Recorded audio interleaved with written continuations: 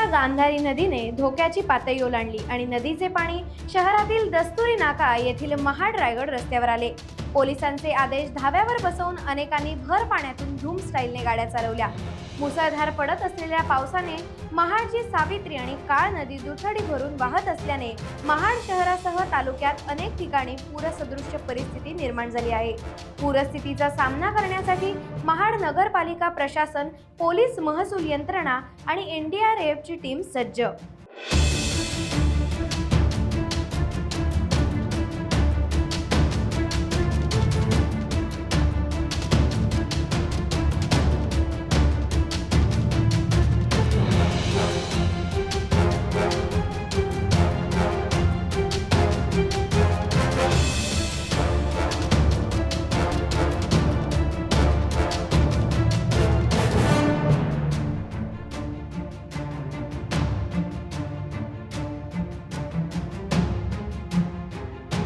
Times डिजिटलला like करा, subscribe करा, share करा आणि बेल आयकॉन दाबायला विसरू नका।